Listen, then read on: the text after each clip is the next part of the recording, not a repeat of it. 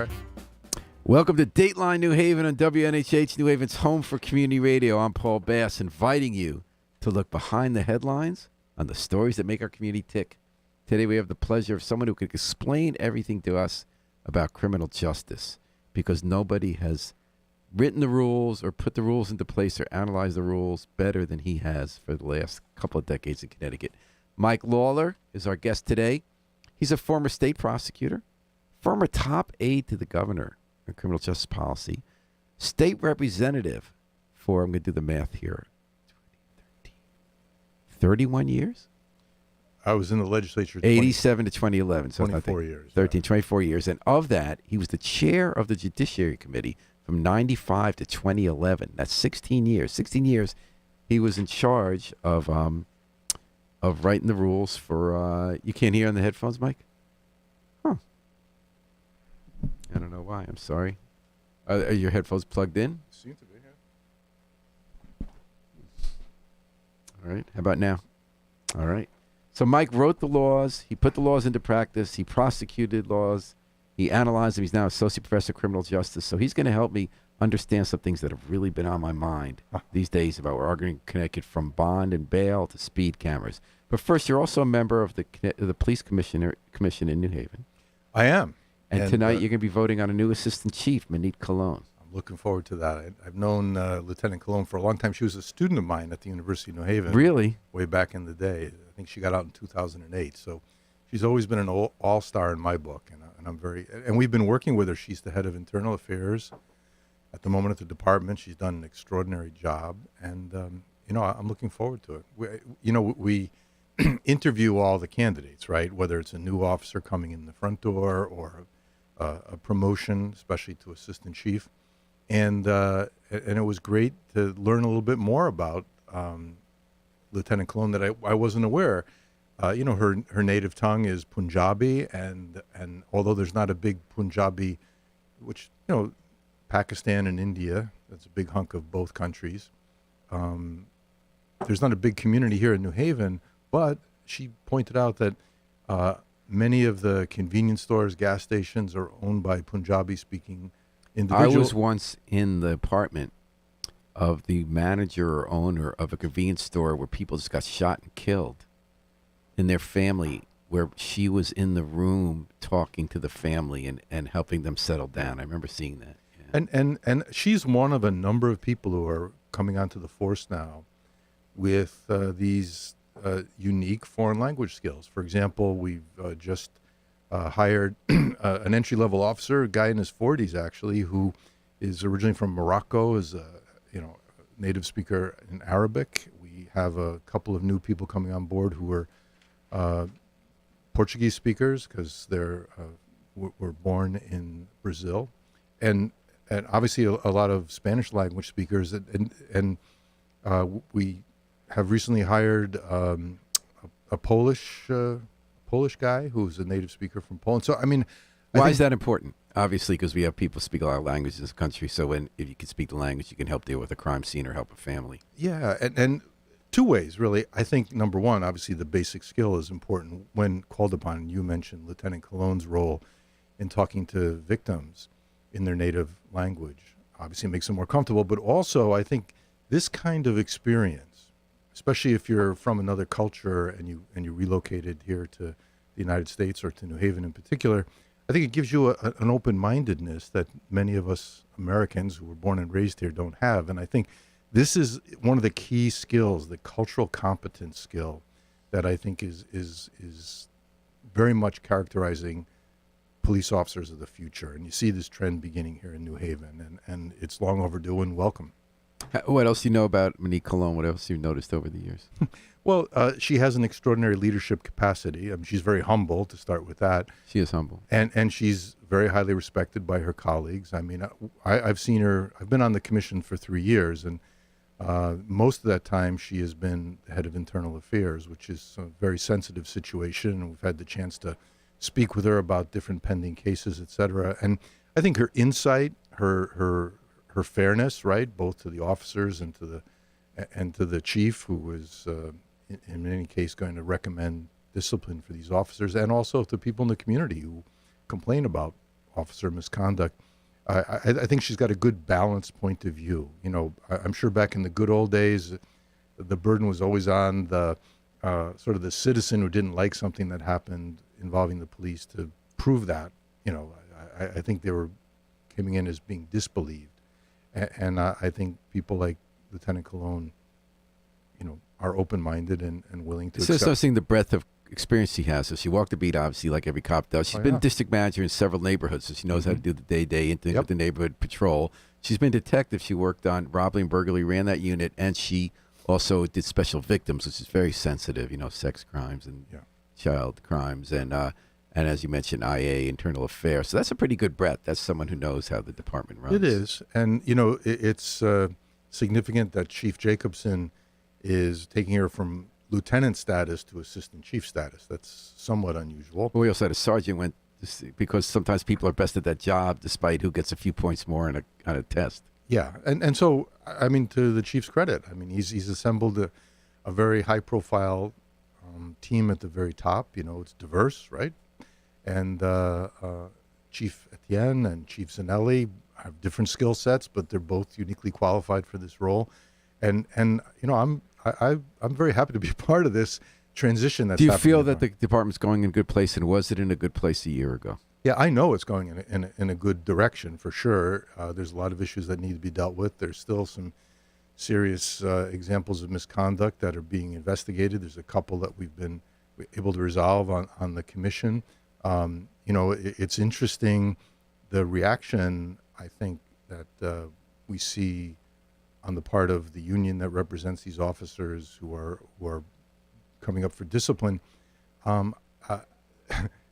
One of their main arguments, well, in the past, this wasn't treated that seriously, this type of misconduct. And we said, well, this is a new day, right? We have new rules on a statewide basis. We have new policies here in the department. We have, we've learned a lot from incidents that have happened around the country. And I think the biggest change is technology, because now everything an officer does, or most everything, is being recorded on camera, whether it's the body-worn camera or a citizen's smartphone or a surveillance camera on a residence or a store. And I think plus text messages and GPS locating, we saw this come into play with one recent incident where an officer clearly said things that were demonstrably false as part of an investigation in official statements. And what kind of case was that?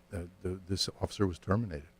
So, oh, wow. Yeah, and we saw that again more recently. We've had a debate about one of those in the office, because there's a case where it's going to trial now with a officer had a pretty good record, Officer Santiago, and it was right when the Black Lives Matter protest started.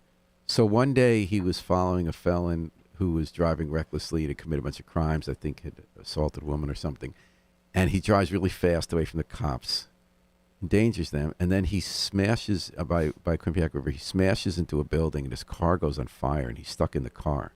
And Santiago comes up behind him, and while the crowd's jeering at him and the cops, he goes into the burning car and saves the guy's life. A couple weeks later, he was dealing with a drunk man. I guess it was more than a few weeks. I think it was around Thanksgiving or Christmas. And while the guy's handcuffed and being rude to him, he, I think, kicked him in the nuts and punched him and really the stuff he shouldn't have done. So obviously that was wrong. And in the past, given his record, he probably would have been maybe suspended, disciplined, but he was fired and criminally prosecuted.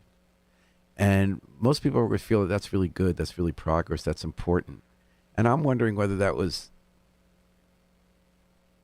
someone who's had a record like that, who screwed up that one day in a way that definitely declared discipline, whether we're going too far in the other direction and criminally prosecuting. We definitely got to criminally prosecute more than we used to. But do you think these are the right cases? Do you think that's the right case? Well, I don't know about the case you're describing. Well, you were on the commission. He was fired. I was not. You say you've been on 3 years. I started just about 3 years ago, yeah. Yeah, this was since then. I don't believe I was part of that. Okay. Is this the incident where the ponytail was pulled? Is that the same one or not? Because I wasn't there for that one. Jason Santiago. It was. I'm not sure. But it was definitely 2 years ago. I was not part of that, so okay. I don't know. No worries. Lost my train. Oh, so is it going too far? Right. I don't think police accountability is going too far. I think it can go further. I'm just wondering, in a case where someone's been a really good cop, done terrific things, and does something as bad as losing his cool and hurting a person, didn't get hospitalized or anything, but hurting a person who is in handcuffs and can't really hurt him. Well, that type of thing is a crime. Keep in mind. Okay, so it should be prosecuted then. And well, I mean, not every crime should be prosecuted. I mean, police officers and prosecutors have a fair amount of discretion on what to do in a different situation. I'm sure you're like me, Paul, and anybody we know. I mean, we've certainly broken the law this and that situation, not coming to a full stop at a stop sign or whatever. But how to respond to that is an important question. But some of the rules are very clear, and including the rules governing use of force in order to make an arrest. And once someone has been restrained and in handcuffs, et cetera, on the ground, then you can't continue to do a beatdown. And we saw this to the extreme recently in Memphis, right? It's the same phenomenon. The cops were pissed at this guy because he took off on them, and they gave him a beatdown, and he ended up dying, right? And so, but the rules are very So clear. I see your point, Mike, and I think that's persuasive. We give police officers the legal ability to detain us and kill us if they need to, or feel they need to. That is pretty important. That if they break the law on that, they have to meet a higher standard than the average citizen, and that you have to set a precedent. But then you guys promoted a guy who punched this other guy in the head repeatedly till another cop told him off. Yeah. And then he gets promoted and not even disciplined or even told what he did was wrong. So I don't see a lot of consistency there, to be honest. I think you will see that going forward. I was so disappointed in that one, yeah. I think the case you're referring to is the incident that happened at the office tower. Yeah. So in that particular case, and maybe this is on me a little bit, I didn't associate him with that incident when we were doing our interviews. But they didn't even, like the chief at the time, Renee Dominguez, didn't even bring him up on charges. And another cop stopped him from killing this guy, and she got ostracized, and he got promoted. Yeah, so I'm not sure that would happen under the current administration in the department. I know what we have an extraordinary assembly of people that are on the commission now. We've got Tracy Mears from the Yale Law School, and we've got Evelise Ribeiro, who's the chair, who's very experienced with this kind of thing, and we've got Reverend Brooks and a few others. But I think only now has our group been able to gel around what our goals are and what our standards are in terms of how we're going to deal with certain situations. And I've said this to the union representatives and to the officers as well. I just want everyone to understand that going forward, the rules that exist, whether it's in policy or in state statute or enshrined in the United States Constitution, we're going to enforce those. We're going to hold you to that standard. And you just mentioned yourself that police are given unique authority, and I think people don't realize that there is a law that says you are not allowed to physically resist an arrest by a police officer, even if you know that arrest is mistaken or unlawful, and to resist, even if you know they have the wrong person or is in itself a crime.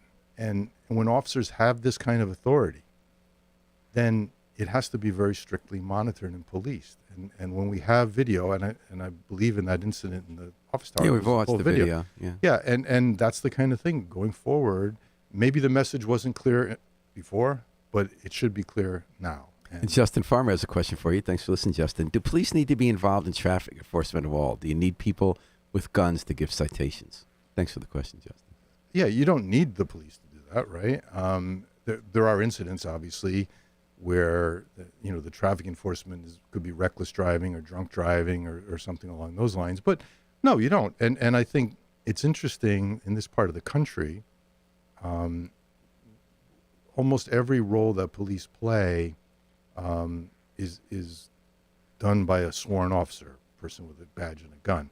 But in much of the rest of the country, you see there are civilian professionals like crime scene specialists who are not sworn officers but are specially trained in processing a crime scene, and there's many roles that don't necessarily require the skill set that a sworn officer has. For example, here in New Haven, the mayor's beginning an experiment with sending specially trained social workers or mental health workers to deal with situations that don't appear to pose any kind of danger, but where a more appropriate response And a more effective response would be somebody who's not wearing a badge and a gun. Obviously, it's very intimidating to be confronted by someone like that, especially if you're already dealing with whether it's homelessness or mental illness or substance abuse, that type of thing. So I think in the future, the role that police will play, meaning the sworn officers, will be restricted a little bit. And many of the jobs that we now dump on officers to deal with will be delegated to other better. And it is funny how that conversation's taking place. Because until Black Lives Matter, officers would complain that they're not social workers, that we dump on them. And it's true. We expect them to fix all sorts of problems that aren't their making and they aren't trained to deal with, whether it's mental health or homelessness or poverty. Yeah. But now when people are saying, let's not have police doing everything because that can inherently escalate a situation and have the wrong skills get brought to bear, I find there is a defensiveness nationally among police unions saying, you're being against us then. Yeah. So this whole for us or against us mentality is really not very constructive to problem solving. And, I remember saying a million times in different contexts, if your strategy is all or nothing, you're always going to be successful. You're going to get one or the other. So you might as well try and find a middle road and compromise. Usually you get nothing.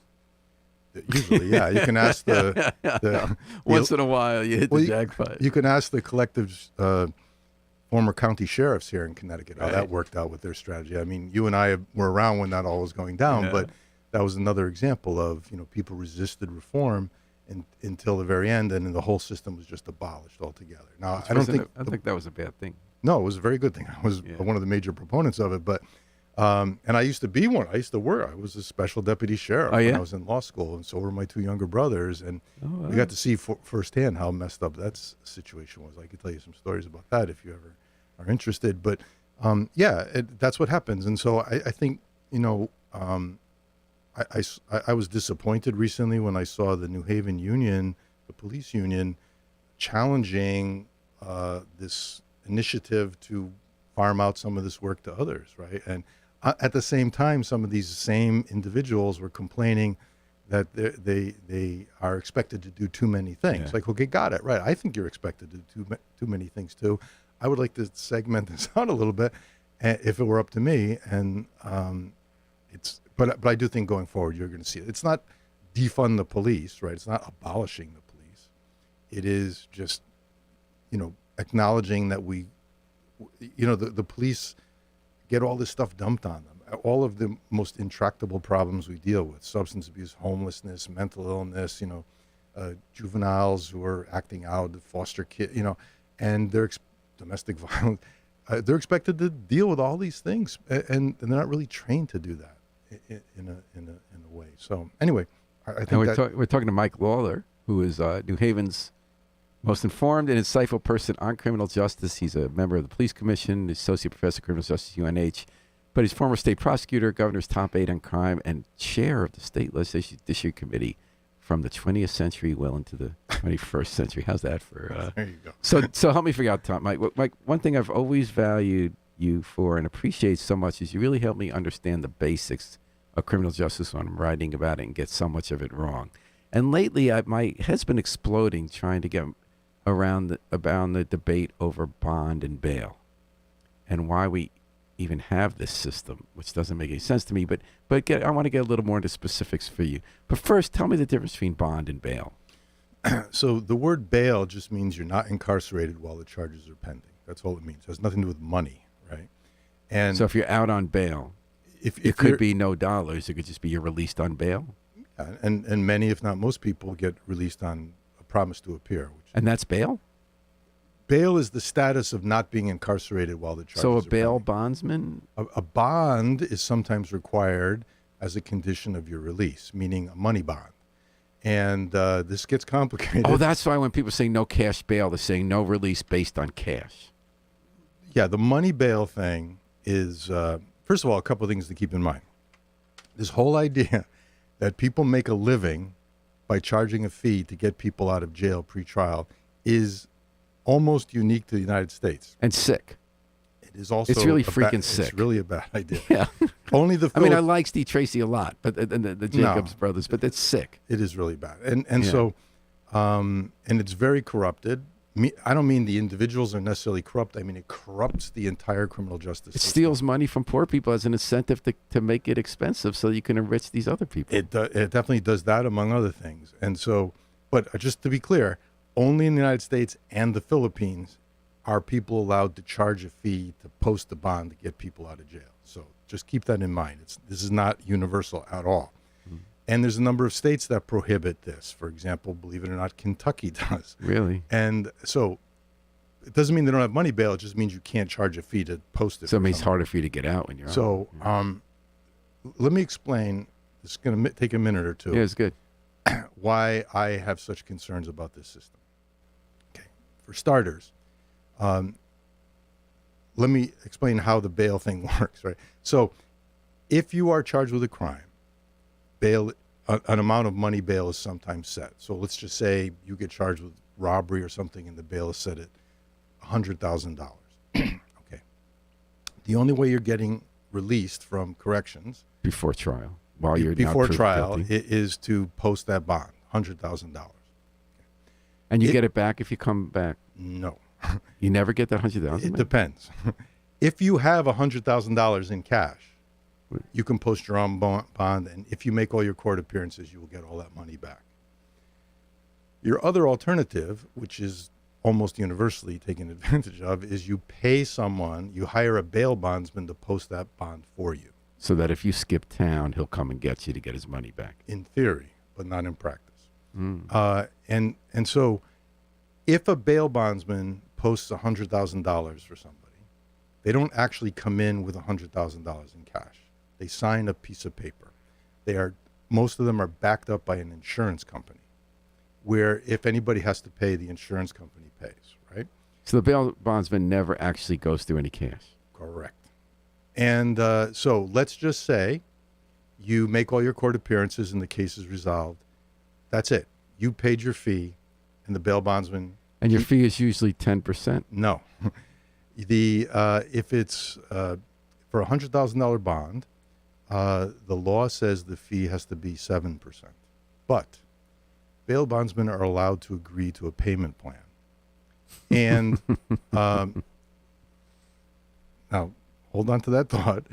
If you, let's just say you don't appear in court someday, and the judge orders the bond to be forfeited and a rearrest is issued for you.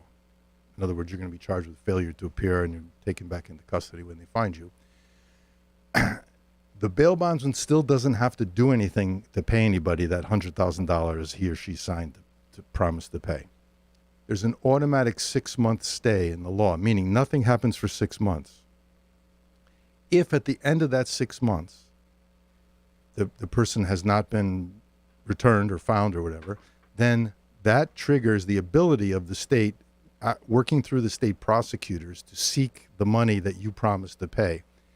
Under their policies, under the prosecutor's policies, if you pay within 2 weeks, you only have to pay 50% of what you originally owed. But if during that 6-month period of time, for whatever reason, you come back into custody, then the bail bondsman is released from the bond altogether. So if you turn yourself in, or if you get arrested or pulled over for speeding, or you get killed. So how often do bail bondsmen end up having to pay any cash? So a couple of years ago, when I was in my former position, I asked, so how much money does the state collect the previous year statewide for all the forfeited bonds? How much actual cash do we get? It was something less than $2 million. Wow. And how much on a day is bond set at? Millions a day. Easy. And then how much money did these bail bondsmen, did that industry make that year? Well, based on the way I just described it to you, it's pretty clear that the risk of actually losing any money is so low, it's hardly even worth considering.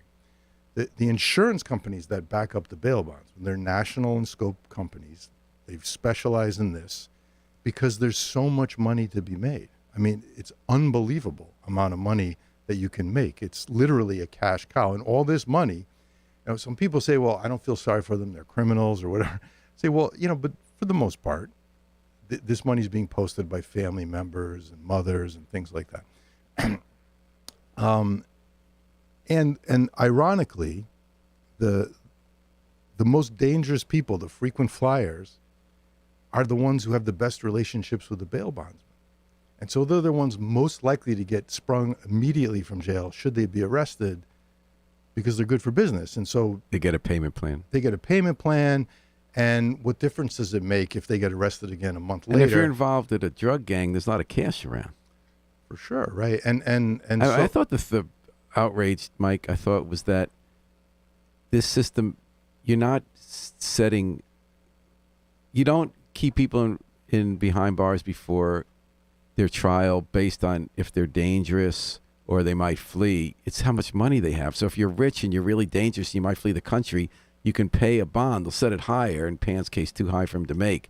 But they'll set it higher. Or if you're involved with a criminal syndicate that can pay your bond, like there was a guy in New Haven recently, they caught a guy who emerged from a shooting scene with a gun, ran away, illegal gun. They caught him. They had a high bond, $400,000. He's gone. Yeah. But if you're poor, so it's basically a tax on being poor. It is, right? And that's sick. It is sick. It is. So let me tell you how it corrupts the system, right? So obviously, there are people who police and prosecutors would just as soon be sitting in jail pre-trial. And for reasons which I'll explain in a minute, you can't just hold them without bail. You have to pick some money amount. And if you are, I mean, this is very rational thought process, right? If you want this guy to be locked up pre-trial, you just need to set the bond higher than you think he can post, right? But you could be wrong, like the guy with the $400,000. You totally could be wrong, but my point is that effect has been an extreme inflationary effect on all bail bonds. And the end result is people who are not dangerous are facing relatively low charges, but who don't have any kind of community ties. They don't have a job, they don't have a credit card, et cetera. A lot of them are sitting in jail pre-trial, not because they're dangerous, but simply because they have no way of hiring a bail bondsman to post And the often, bond. sometimes people arrested didn't do the crime. That's for sure. But what I'm saying is even if they did, Yeah. and then people say, well, no, the only reason they're in jail is because they committed a crime. And I have to say, well, actually, as it turns out, the only real reason they're in jail is because they can't post bond, because most of the people with that same record charged with that same crime are able to post bond, right? So when people like us say, let's just not have cash bail, and that's the phrasing, right? The other side says, but that lets dangerous people out. But can't you replace cash bail with a system by which you convince a judge someone's dangerous or might flee, you keep them in, and otherwise you don't keep them in? It'll save us money. It gets the right people behind rather than just basing it on whether they're poor or not. Why is that why aren't all sides agreeing to that? I'm glad you asked that question because, yes, you can do that, but there's one hitch. Under the Connecticut State Constitution, every person is entitled to bail, meaning every person is entitled to be released pre-trial. Even if they're dangerous, even if they're dangerous. But we do have exceptions to that, right? If someone's threatened to kill somebody and just shot someone, they can still be let out? Yes, they can. And so, so there is a solution to this problem, and New Jersey did it. Most states don't have language in their state constitutions similar to ours, where you're just entitled to bail, period. You know, under the U.S. Constitution, you can't be held on excessive bail, but under federal law, if you were arrested in federal court, they can hold you pre-trial without bail. Because you're flight risk. You're a flight risk or you're dangerous. Yeah. That is constitutional based on what the United States Supreme Court ruled. Our Constitution, however, our state Constitution doesn't say that.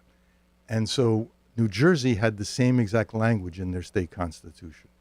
And they had the same problem that I'm describing. And so, ironically, advocated by former Governor Christie while he was in office, passed unanimously by both houses of the New Jersey legislature, was an amendment to the state constitution together with a new system for bail. They had to get that passed in a referendum because it's an amendment to the state constitution. It passed overwhelmingly. It was supported by the ACLU and the NAACP and the Sheriff's Association and the law enforcement Even folks. though there was money to be lost by the bondsman. The bail bondsmen opposed this tried to challenge it every single way they could. So how did they change it? They still kept bail, though? They kept cash bail? Well, it's very limited in New Jersey now. It's very limited. So the number of people being held in New Jersey pre-trial has come down by about 2/3. So why didn't they just eliminate it altogether and just put in rules for dangerous or Well, danger that's what fleeing? they have. So judges in New Jersey are now allowed to hold people without bail, meaning they're going to sit in jail pre-trial, if the prosecutors can present evidence that an individual poses either a flight risk or a That's danger. the obvious solution. So why do they Correct. still have cash bail at all? What's the cases? Well, I think there are some cases where it might be appropriate. Why? I don't know exactly how they come up with these things in New But Jersey. what could you imagine? If Well, we're taking all care right. of dangerous and Yeah. dangerous to flee, why would you be saying, based on how rich you are, you should be highways or ours or not pre-trial? So I can imagine, like, if you are, let's say I was driving through New Jersey and got arrested for drunk driving. I'm a Connecticut resident. I have no ties to New Jersey. I can imagine them saying that, I got to post like a $5,000 bond just to make sure I show up. And Like- that's better than locking you up because it costs more to lock you up. They think you'll probably come back, but they want you to have a financial incentive to come back. Yeah, I get, I can You see convinced that. me of that one, Mike. Yeah. So, Mike, what about the political realities? How do you get people to talk? You said New Jersey, so that's really interesting. I can't imagine right now, given the value there is in hot dogging the crime issue, that the minute you propose this, even though you're saying that you want everybody who's dangerous of fleeing or harming a person to be kept behind bars pre-trial, even though that's part of it, you're still going to be hit by being soft on crime, letting people out of jail. Like right now, they're saying we're letting people out from behind bars who commit crimes. We need to have more higher bail. I don't get that. I'm glad you asked that question because, and I'm old. I've become a little bit cynical about how things work, and I have a pretty good sense of what the situation is. Right. So for starters, the bail bond industry would completely oppose it, and they're very well off, and they hire the best lobbyists at the state capitol, for sure, because I've dealt firsthand with this. It's number one. Number two, ironically, in my experience, judges, prosecutors, and public defenders do not like this change I'm suggesting. Why? Because in order to hold people pre-trial, you have to put on some evidence. And it's something that's More not work for them. They'd rather just say, you got to pay up, buddy. your words, not mine. And the other thing is the system actually works if your goal is to push as many cases through as possible, as quickly as possible, because and this is the most ironic part of this. For many people, even today, the way to get out of jail is to plead guilty. And I can put some numbers around that. So obviously, if you can't post bail, you're sitting in jail, pre-trial. We keep track. The state keeps track. And why is it called posting bail instead of posting bond? Post bond, whatever. Okay. And so we keep track of who is being released from Department of Correction and in what category they're being released. There's a category called did not return from court, which means they were locked up pre-trial, went to court one day, didn't come back to corrections. And what could possibly explain that? Well, when they went to court, it means that whatever happened in there was no need for them to continue to be incarcerated. Maybe the charges got dropped. Maybe they pleaded guilty, took probation. Maybe they got time served, whatever. We know how many people we're talking about. Before the pandemic, every month, it was about 600 people left DOC, went to court, didn't return. Now Department of Corrections. Yes. And now it's like 350, 400 every month. And what that means is that bail, the money bail phenomenon, is a tool to get people to plead guilty. In other words, your lawyer tells you, okay, if you want to take this deal, you'll get out of jail today. If not, we're going to continue the case another 2 weeks or a But month. if we didn't have money bail, if we didn't have cash bail, you wouldn't have the same incentive to plead Right. guilty. And the reason I'm stressing this is because something has happened in court where all the people involved, the prosecutors, the judges, have decided this person does not need to be further incarcerated. They don't need to be incapacitated. They're not actually currently dangerous. And they're making that decision. And so the only the only reason why they had been incarcerated up to that point was, and I'm sure no one would acknowledge that this is the motivation, but it's a way to get people to plead guilty. It's a way to move business, and it's really corrupted the process, and to the point where there's almost no more trials left in the lower courts in the state, the GA courts. Like maybe in a court like New Haven, 4, 5, 6 a year, if that. Cases are resolved with a trial. And so if everything is plea bargaining, then there's never any trials. And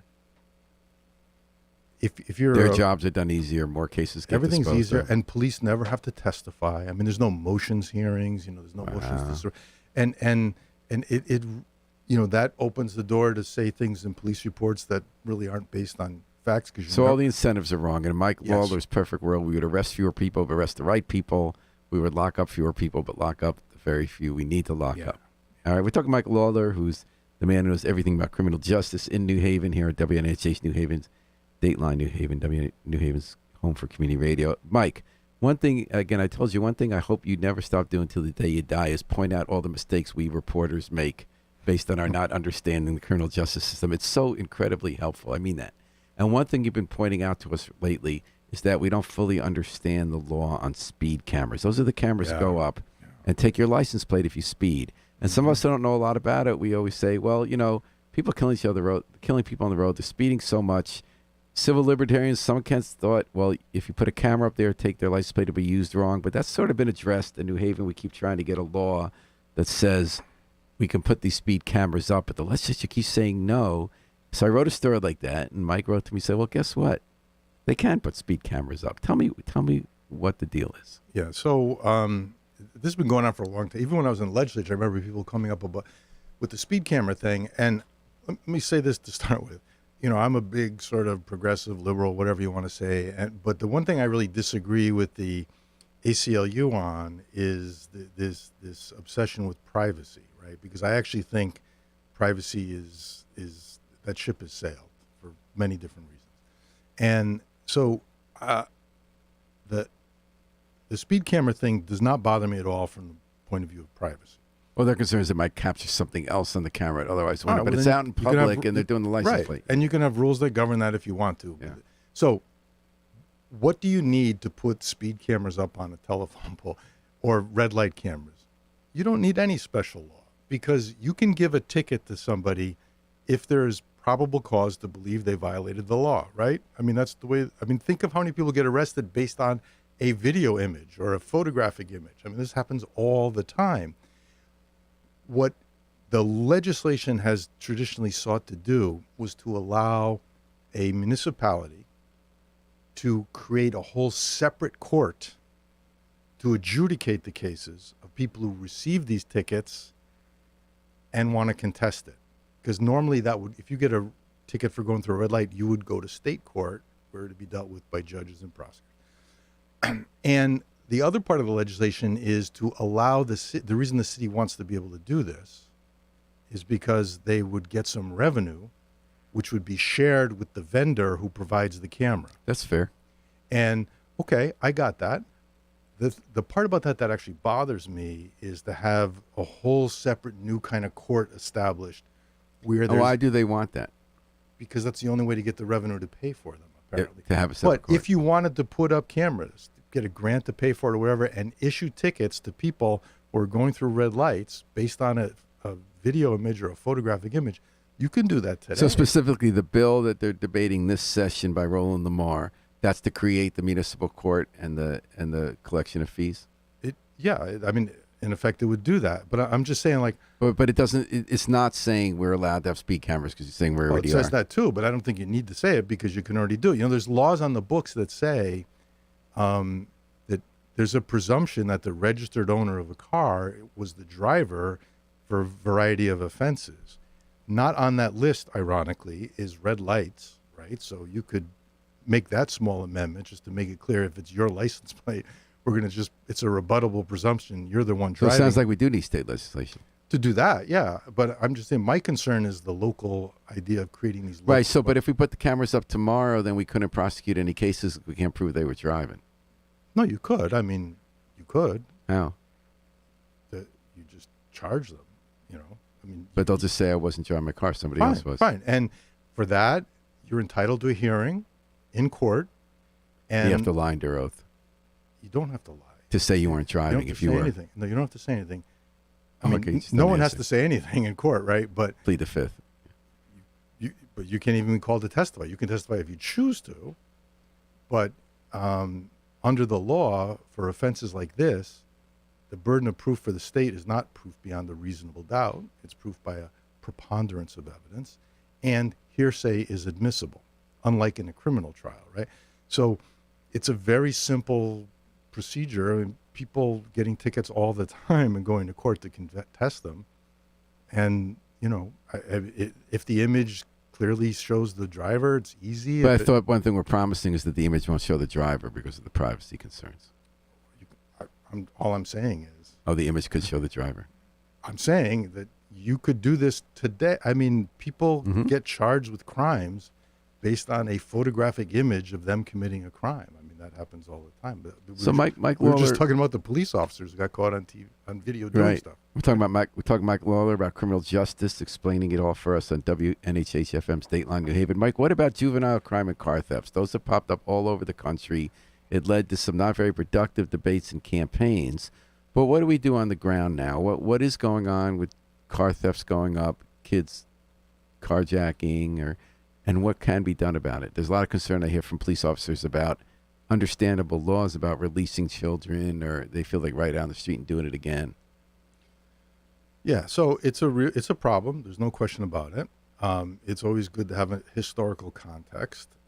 If you go back to like the early 1990s, there was literally 4 or 5 times higher number of cars being stolen. And there was a lot- Really? yeah, there was a lot fewer cars back then. I think it was Wow. it was like total of 26,000 reported car thefts in 1992 In the Connecticut? in the state, and last year we have data for was like about 7,000. Wow, that's No, deep. It's huge. Is that because the car companies got better at Well, security protocols? And I think so, right?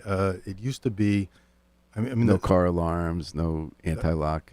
for sure, and but also don't forget back then to steal a car you had to trigger the ignition because there was no fobs, right? So you didn't have a key. You had to break in. It was relatively easy to do it.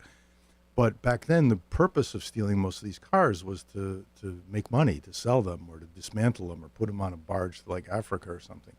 Now it's totally different. Most of the cars that are taken are, number one, unlocked. Like 80 or 90 or maybe higher percent were left unlocked with the keys inside.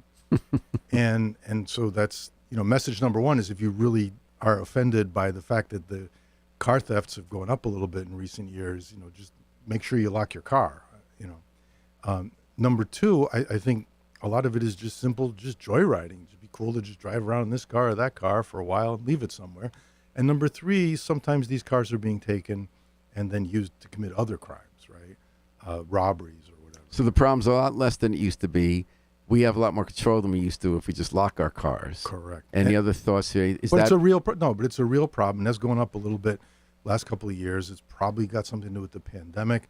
It's been suggested that this has something to do with Connecticut's juvenile justice reforms. Well, if that were true, it would only be happening in Connecticut. This is a nationwide phenomenon.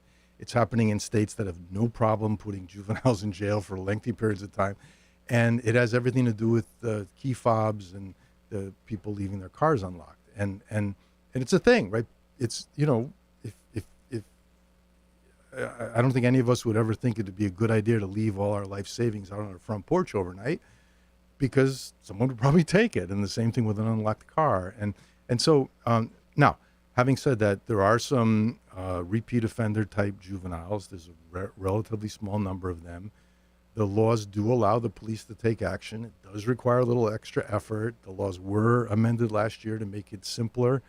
And there are tools to be used. It's not impossible to hold these repeat juvenile offenders accountable. And, it just takes a little extra effort.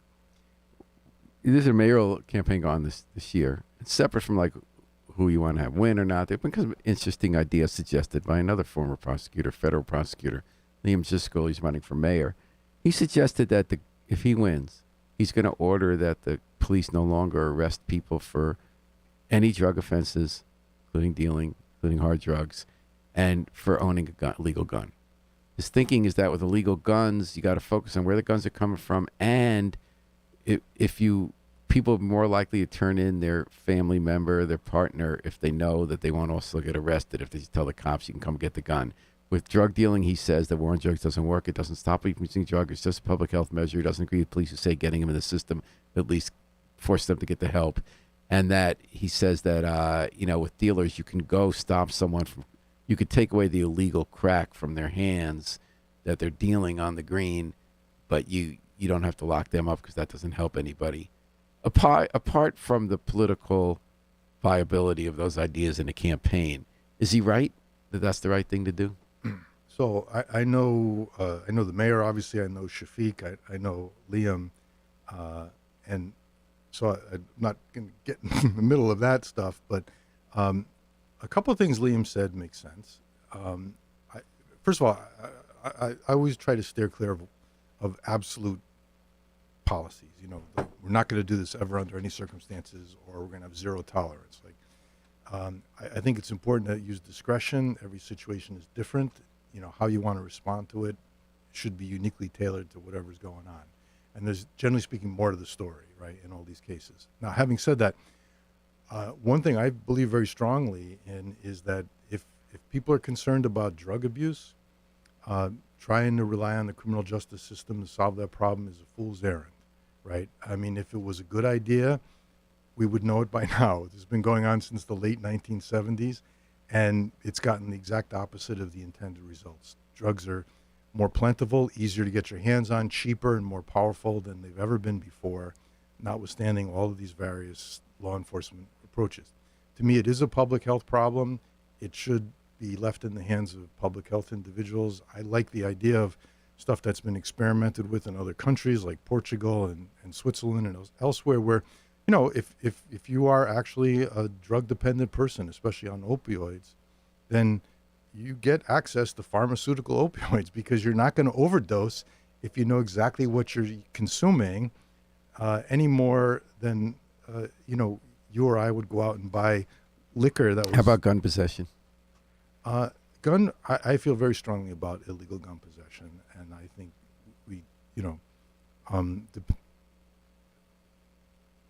the criminal justice system should be involved with that because it is clearly dangerous.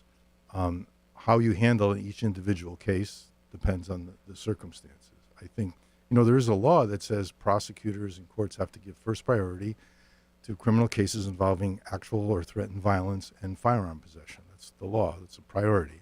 And I helped write that law. I feel very strongly about guns. So now it does circle back to cash bail. There's a proposal before legislature this session has divided some people in New Haven about increasing how much cash bond can be set at when you have a repeat gun offender fired on a new gun offense. They want to say you have to pay 30% rather than 7%. Do you agree with that proposal? I think the better approach is what I was describing earlier. Amend the state constitution, allow prosecutors to seek pretrial detention without the possibility of bail if they can demonstrate that an individual is in fact dangerous or a flight risk. Based on the former gun convictions. Now, we can't really... Based on anything. But if you were still where you were before, we want to take some action. The politics make that impossible right now because the idiocy of our debate. Well, I think the potential... Is this okay in the meantime? The potential problem with the proposal is that 30%. So if you're in this category, like a serious gun offender, you'd have to post whatever bond is set. 30% would have to be paid in cash by you. As a practical matter, I think no one's going to be able to do that. So it's de facto pretrial detention, and I think then you run into a potential problem with the state constitution. And it is worth noting, just a few months ago, the state Supreme Court unanimously ruled in the case of what's the guy that's accused of murdering the Yale graduate student here.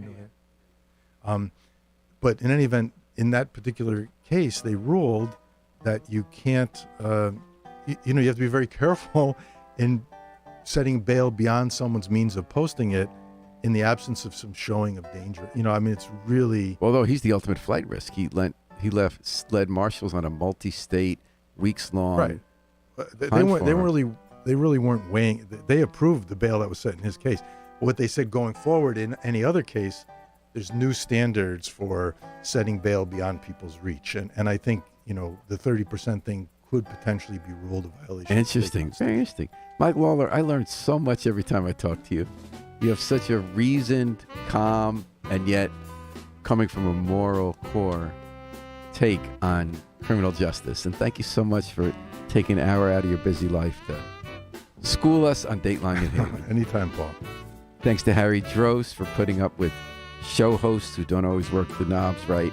We're going to take it out with the Afro-Semitic Experience performing I Wish I Knew How It'd Feel to Be Free from the group CD, A Plea for Peace.